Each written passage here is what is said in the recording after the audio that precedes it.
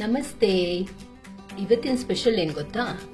ಮನೆಯಲ್ಲೇ ಸರಳವಾಗಿ ಮಾಡೋ ಬರ್ಗರ್, ವೆಜ್ ಬರ್ಗರ್ ಹೇಗೆ ಮಾಡೋದು ಅಂತ ನೋಡೋಣ.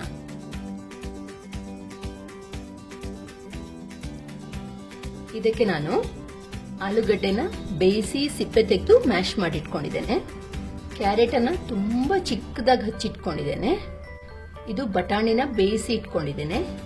ನೀರುಳ್ಳಿನ ಸಣ್ಣಕ್ಕೆ ಹಚ್ಚಿಟ್ಕೊಂಡಿದ್ದೇನೆ. ಇದು ಕೊತ್ತಂಬರಿ ಸೊಪ್ಪು, ಹಾಗೆ ಬೀನ್ಸ್ ಇದನ್ನು ಸಣ್ಣಕ್ಕೆ ಹಚ್ಕೊಂಡಿದ್ದೇನೆ. ಇದೆಲ್ಲ ಆಪ್ಷನಲ್, ತರಕಾರಿ ಹಾಕದೇನೋ ಬರೀ ಆಲೂಗಡ್ಡೆಯಿಂದಲೂ ಮಾಡಬಹುದು.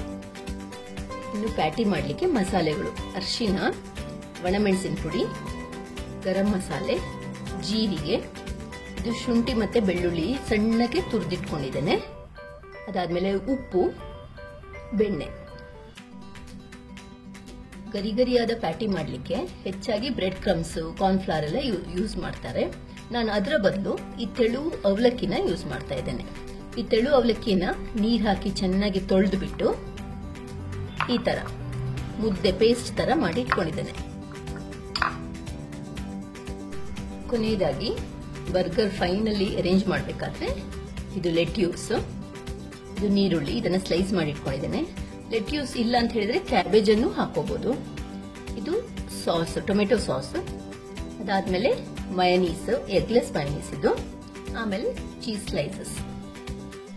ಮೊದಲಿಗೆ ಪ್ಯಾಟಿ ಮಾಡಲಿಕ್ಕೆ ನಾನು ಸ್ವಲ್ಪ ಬೆಣ್ಣೆ ತಗೋತಾ ಇದ್ದೀನಿ. ಕರೆಕ್ಟಿದ್ದ ಹಾಗೆ ಶುಂಠಿ ಮತ್ತು ಬೆಳ್ಳುಳ್ಳಿನ ಹಾಕ್ತಾ ಇದ್ದೇನೆ.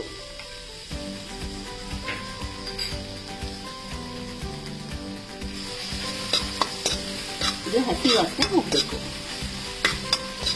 ವಾಸನೆ ಹೋಗಿ ಒಳ್ಳೆ ರೋಸ್ಟ್ ಆಗ್ತದೆ. ಈಗ ನೀರುಳ್ಳಿ ಸೇರಿಸ್ತಾ ಇದ್ದೇನೆ. ನೀರುಳ್ಳಿ ಒಳ್ಳೆ ಕಲರ್ ಚೇಂಜ್ ಆಗಿ ಪಿಂಕ್ ಕಲರ್ ಆಗಿದೆ. ಈಗ ಸಣ್ಣ ಹಚ್ಕೊಂಡಿರೋ ಕ್ಯಾರೆಟ್,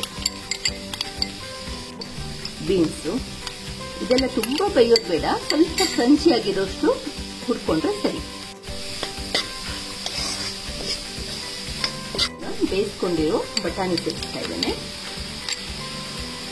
ಒಂದೊಂದಾಗಿ ಮಸಾಲೆಗಳನ್ನು ಸೇರಿಸೋಣ. ಈಗ ಮೊದಲಿಗೆ ಅರಿಶಿನ ಪುಡಿ,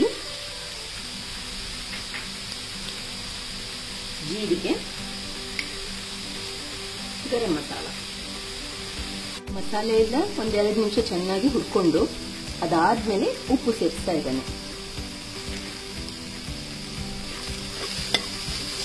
ಬೇಯಿಸಿ ಮ್ಯಾಶ್ ಮಾಡಿಟ್ಕೊಂಡಿರೋ ಆಲೂಗಡ್ಡೆ ಸೇರಿಸ್ಕೊತಾ ಇದ್ದೇನೆ. ಚೆನ್ನಾಗಿ ಮಿಕ್ಸ್ ಮಾಡಬೇಕು ಇದನ್ನೆಲ್ಲ. ಈಗ ಇದು ಚೆನ್ನಾಗಿ ಮಿಕ್ಸ್ ಆಗಿದೆ. ಕೊನೆಯದಾಗಿ ನಾನು ಈ ನೆನೆಸಿಟ್ಕೊಂಡಿರೋ ಅವಲಕ್ಕಿನ ಸೇರಿಸ್ಕೊತಾ ಇದ್ದೇನೆ. ಇದರ ಬದಲು ಬ್ರೆಡ್ ಕ್ರಮ್ಸ್ ಹಾಕೋಬಹುದು. ಎಲ್ಲ ಚೆನ್ನಾಗಿ ಹೊಂದ್ಕೊಂಡಿದೆ. ಕೊತ್ತಂಬರಿ ಸೊಪ್ಪನ್ನು ಸೇರಿಸ್ತಾ ಇದ್ದೇನೆ. ಇನ್ನು ಗ್ಯಾಸ್ ಆರಿಸ್ಬಿಟ್ಟು ಇದನ್ನು ಪೂರ್ತಿಯಾಗಿ ತಣಿಲಿಕ್ಕೆ ಬಿಡಬೇಕು. ಪೂರ್ತಿ ತಣ್ಣಗಾದ್ಮೇಲೆ ಈಗ ಒಂದಿಷ್ಟು ಪೋರ್ಷನ್ ಅನ್ನು ತಗೊಂಡು ಬಾಲ್ ಮಾಡ್ಕೋಬೇಕು. ಆಮೇಲೆ ನಿಧಾನಕ್ಕೆ ಅದನ್ನ ಪ್ಯಾಟಿ ಶೇಪ್ ಅಲ್ಲಿ ಹೀಗೆ ತಟ್ಟಿ ಈ ತರ ಇಟ್ಕೋಬೇಕು. ಹೀಗೆ ಉಳಿದದ್ದನ್ನು ಎಲ್ಲ ಪ್ಯಾಟಿ ಮಾಡಿ ಇಟ್ಕೋಬೇಕು.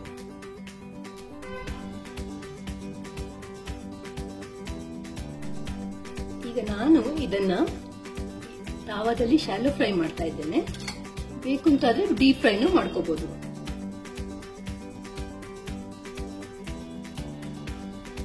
ಮೊದಲಿಗೆ ತಾವಕ್ಕೆ ಒಂದು ಸ್ವಲ್ಪ ಎಣ್ಣೆ ಹಾಕ್ಬಿಟ್ಟು ಇದನ್ನ ಇಡ್ತಾ ಇದ್ದೇನೆ.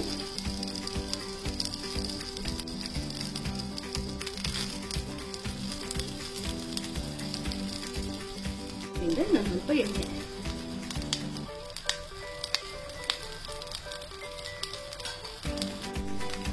ಇದನ್ನ ಡೀಪ್ ಫ್ರೈ ಮಾಡೋದಿದ್ರೆ ಮೊದಲಿಗೆ ಒಂದು ಕಾರ್ನ್ಫ್ಲವರ್ ಮತ್ತು ಮೈದಾ ಮತ್ತೊಂದು ಸ್ವಲ್ಪ ಉಪ್ಪು, ಪೆಪ್ಪರ್ ಹಾಕಿ ಒಂದು ಸ್ಲರಿ ಮಾಡ್ಕೋಬೇಕು. ಅದಾದ್ಮೇಲೆ ಈ ಟಿಕ್ಕಿಯನ್ನ ಅದರೊಳಗೆ ಮುಳುಗಿಸ್ಬಿಟ್ಟು ಅದಾದ್ಮೇಲೆ ಮತ್ತೆ ಬ್ರೆಡ್ ಕ್ರಮ್ಸ್ ಒಳಗೆ ಮುಳುಗಿಸ್ಬಿಟ್ಟು ಮತ್ತೆ ಡೀಪ್ ಫ್ರೈ ಮಾಡ್ಕೋಬೇಕು.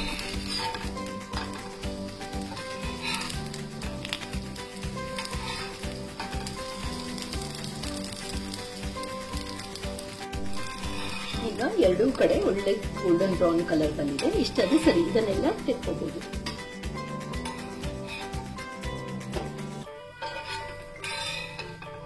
ಈಗ ಬರ್ಗರ್ ಒಂದು ಸ್ವಲ್ಪ ಫ್ರೈ ಮಾಡ್ಕೊಳ್ಳೋಣ. ಈ ಬರ್ಗರ್ ಒಂದು ಸ್ವಲ್ಪ ಹೀಗೆ ಕಲರ್ ಚೇಂಜ್ ಆದ್ರೆ ಸಾಕು, ಇಟ್ಬಿಟ್ರೆ ಸರಿ.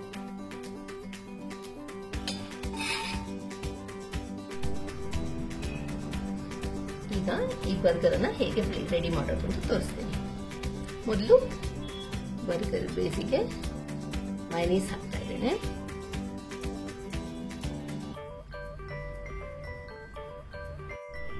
ಅದಾದ್ಮೇಲೆ ಟೊಮೆಟೊ ಕೆಚಪ್,